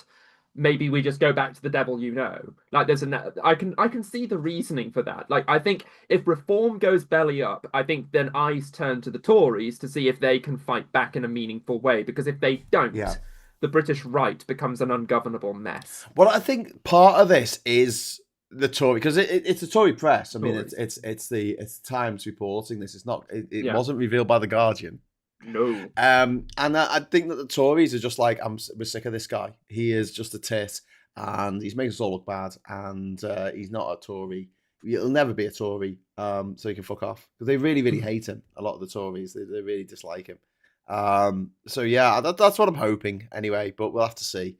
Obviously, Trump has managed to weather much worse shit than this that he's done. Farage, so far as I know, hasn't instigated a riot. Oh, no, he has. Well, he hasn't just taken millions off some random person from another country to do his bidding. Oh, he's done that as well. Well, he hasn't divided his entire nation and made it so like people were just fighting with each other and neighbors turning on neighbors, family members not talking to each other, people defriending their old friends from school, on blocking them on social media because they have different political opinions. Oh yeah, no, he did that as well. Fuck. Well, as someone said earlier, when he goes, he'll croak it. Okay. That's quite funny. Oh, you got to get all of your. I guess we've got to get all the frog jokes in now because they might very well be going off very soon. Yeah. Do you know what though? I just don't think we knew how good we had it. Like just a few years ago, before Musk took over Twitter and before Zuckerberg decided to make the Facebook a hell site, and it was all right. The internet, like 20 years ago, I don't know, it was okay. It wasn't perfect by any stretch of the imagination, but it wasn't like toxic. It wasn't the kind of space where if I connect to an online gaming lobby, like, have you come across Mecha Chameleon? No. Okay, very weird prop hunt style game where instead of hiding as props, you hide as people, but you can paint your bodies. You can paint yourselves with camouflage. You can make designs on yourself. Basically, you go into the environment, your dude gets painted up, you paint them, and you try to blend in. Yeah. And there's all sorts of different cool things that people can do. However, almost inevitably, as soon as you connect to a lobby, and it's happened to me a few times, you see people waiting for the game to start and they can dress their characters up. And there's always one who's wearing an Adolf Hitler costume. Like, it's just always, always. It's like, the internet. That shouldn't be normal. That shouldn't be normal. That should be immediately banned. Just strike that right out. But unfortunately, even if you ban it, there's still people who will find a way around it. We've got to get better at making this stuff uncool. It shouldn't be cool to dress up as Hitler. No, it should be cringe. We need to make it cringe. Need to make it cringe. We need to make being a Nazi cringe again. And that's the thing. Make Nazis cringe again. No, not them. We went with the reaction that we will have to Nazis. It works on both levels, Graham. Like, make Nazis cringe again. Yeah. And that's like, it works in both ways. I think the way that people dealt with the Nazis, especially after the Second World War, was to ridicule them, to make fun of them. And that's why you ended up with stuff like The Producers, and even like stuff like Hello Hello. It was just like, these people aren't meant to be taken seriously. Yeah. And I think them figures of fun. the reason why Steven Spielberg never really did a good Indiana Jones movie after 1989 was because he went off and made Schindler's List, and after that he didn't want to make Nazis into comedy Mm, characters anymore. But they kind of deserve that. They need to be mm, ludicrous and not scary and just stupid fucking kids who don't know what they're fucking doing. Jojo Rabbit is a good movie. I'll recommend that. mm, Yeah, I think we could do a lot better. I think we could do a lot better, especially on the mm, internet. There was a discussion earlier this evening on our WhatsApp group about what might be happening with Twitter, whether the Ofcom are going to try and ban it in this country, mm. and how difficult that's going to be. We saw a response to it already from who's that dickhead in Restore? What's his name? Oh, God, shite. Rupert Lowe. Rupert Lowe. Yeah, Rupert Lowe's already put something out saying if they try and take if they try and take if they're going to bring in a ban on X, then Restore Britain will fight them in the court and hold the biggest protest London has ever seen. We will fight them in the courts. It We will... will fight them in the picket line. We will fight them in the streets of the alleyways. We will never surrender. I love this idea that Restore Britain will hold the biggest protest London has ever seen. It's like, really? Did you When not see? 99.9% of the people showing up will be bots because he's Yeah. got to be promoting this on Twitter. Yeah. Bring back our botland. North of Scotland, botland. Is there a specialist outlet for Third Reich clothing? Is it an internet thing? Don't know, like some fashion house. Yeah, get yourself some Hugo Boss garb. Also, what's this? People that Malanga Payne's got a quote for us. People don't like change, but make the change happen fast enough, and you go from one type of normal to another. Yeah. It's a good Terry Pratchett quote. That it's very true. Terry Pratchett is one of the fantasy authors that is not a right winger, so I like him. So I mean, who's a right winger then? Who don't we like from the fantasy world? George R.R. Martin's not a trumper, is he? I don't think that George R.R. Martin is particularly a right winger. But then neither Stephen King. He's definitely not. He hates Trump. No. But I feel like, I mean, there's certainly a lot of it in horror. Well, there's a new film out, isn't there, by Uwe Bolt, and it's got Arnie Hammer in, who's a fucking scumbag, and he's made Uwe Boll, sorry, not Bolt, Uwe Boll. His 2005 Alone in the Dark adaptation is considered one of the worst films ever made. So he's got this new movie that's come out, this anti-migrant movie with this guy who was done for domestic abuse. It's called Citizen Vigilante, and it's meant to be absolute dog shit, but the right wingers fucking love that kind of shit because he goes around killing foreigners. Well, I mean, this is the thing with the right wing. They don't have a sense of humor. What they do is they point and laugh at something, even if it's not funny.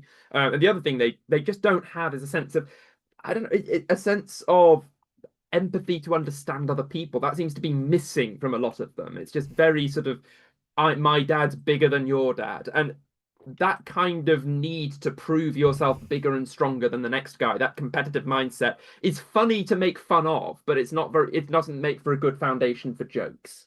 Yeah. It doesn't make the people who take part in it funny. Yeah. So anyway, this movie, System Vigilante, Germany wouldn't give it a certificate, wouldn't give it a rating, so it wouldn't be distributed in Germany. So what Elon Musk did, he made it available for free for 2 days to watch on his Nazi hell site X.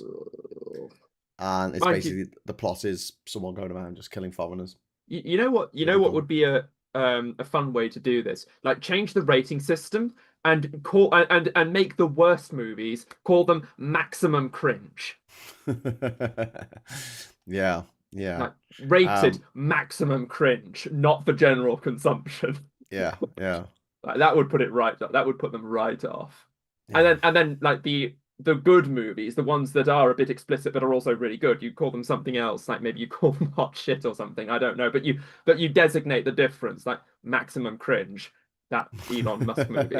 Yeah, but older people don't care about cringe. It's just younger people who care about cringe and Riz. But the younger people will be put off, and the older people were going to watch it anyway. It's Yeah, like there's an element of that. So it's like you let people make their own choices, but I think call it maximum cringe. yeah. I think you're right. I've decided to change my mind on something. By the way, You decided to change your mind. yeah. No, I've been swayed by debate, Oh and yes. from the weirdest of fucking places, Jeremy Hunt. Jeremy Hunt changed your mind. Yeah, he made a really good. He gave a very good reason for compulsory voting. Right.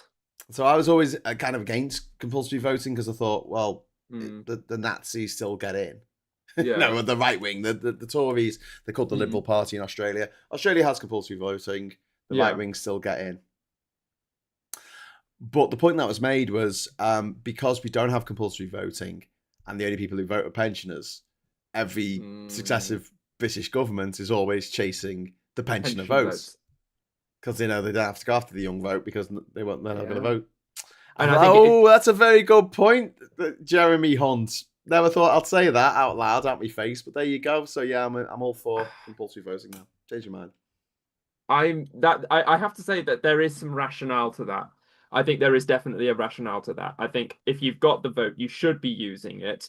I mean, I prefer not having to use the stick. I'd much rather use some carrot. And I think people should be enthusiastic about democracy the way I'm enthusiastic about democracy. Yeah. But on the other hand, I think it's objectively true that a lot of the people who don't vote feel that they don't vote because democracy isn't working for them. And it's not working for them because they don't vote. Yeah. And it's a chicken and egg problem. And you end up with politicians under first past the post chasing a smaller and smaller and smaller share of the vote because that's the decisive share. What about carrot sticks? Carrot sticks, yeah. Well, you can use those. Can double function. Like you can sort of whack someone over the head, and then you can sort of break it off. The little sticks, the ones that you get in like a salad at Marks and Spencer's. Yeah. But although bigger, they need to be bigger. If you're gonna clock someone round the head with a carrot stick, it needs to have some heft to it. But yeah. So we're gonna have to wrap it up, I think, pretty soon. I'm flagging as well. So I'll say not thank that you. Kind of flagging. Flagging. Flag shagging, put up a flag. Go put up a flag. Put it upside fucking down. Jesus. Yeah. Oh God, Mount Rushmore with added Trump on there for some reason. A golden version of Mount Rushmore with Trump's face on for some reason. I suddenly don't need dinner. Oh my God. Anyway, so thanks everyone for watching. If we just get one more super chat, one more before we end. If you're very, very, very quick, I will do the super chat canon. Otherwise, I'll be back at 9 o'clock tomorrow morning. I don't know what state I'm going to be in. I might be half asleep after staying up all night to watch England lose. I mean, play football. Have Norway and Brazil scored yet? Oh, I'll just check. Hang on. Yes. Norway have scored 2, and Brazil are still on 0. And we're now at 90 minutes plus 4 minutes of stoppage time. Right. So basically, there's only a few moments left of the match. Okay. And I don't have to do my bit again. Then I don't have to do my sort of comedy newsreader voice. It looks like Brazil is out of the World Cup. Really? Yeah. Gosh. Yeah. Oof. And Alistair Bruce Ball, which is a great name for someone who commentates on football, says there's nothing you can do about that. We have witnessed something very special here. So this is Erling Haaland, who's a very good player, apparently. So there you go. Apparently, Alisson didn't get a sniff. That's what Pat Nevin says. He said, what a goal that is. Alisson didn't get a sniff. I hate it when people don't get a sniff. Fuck. That sounds like a Reform MP. It's like a Reform or Tommy Robinson. It's like. Okay, we're getting demands for super chats now. So we got Phil with £2 super chat, one more for the road, thank you. And Wheels of Darren, or just Wheels Darren these days, he slimmed down his name. Says super chat ! Okay. We need one more technically, but I'll let you off. Here we go. 3, 2, 1. Confetti! Woo! Yay! accidentally pressed the button that also brought my name up then, which was a bit confusing for people. But there you go. So I hope you enjoyed tonight. And thank you so much to Ed for stepping in at the last minute there. I know I did leave it to the last minute to say, does anyone want to come on the show tonight? And I should organise these things better. But I've been very busy this week. I'm going to be very busy next week. What you need to do, Graham, you need to get yourself a £5 million bung from some foreign crypto bro so that you can pay for staff to do all of the work for you. That's what you need. I need a young man with lots of money who just wants to make me cups of tea and stuff and give me money and massages. It's what we all want at the end of the day. It's what we all want. Yeah. And I want to employ someone to do all my social media for me and then build up 800,000 people watching me on TikTok. And then go into politics and say it's and then you can get paid. Then you can get paid £80 to make a video saying up the Ra. You know, up the fucking Ra. Apparently. Oh dear. Oh dear. Oh dear. Right, I'll be back tomorrow morning at 9 a.m. Please check out Ed's TikTok account. What's your handle on TikTok, Ed? Oh, what's my handle on TikTok? That's not my handle. My handle is. At ed.kimberly with an L-E-Y. ed.kimberly. Have a look. Ed's putting content up each day. More or less. Pretty much. Saying basically that we fuck with a bunch of twats. And you are right in the midst of them there, aren't you? You're surrounded by them. There's plenty. We've got plenty of them, but yeah. We got them where we want them. Anyway, so enjoy the footy tonight. And thanks again to Ed. Thanks to everyone who's dropped in the super chat. And 9 o'clock tomorrow, be there or be square. Until then, thanks for watching. Hello, good evening, welcome, and goodbye. Bye.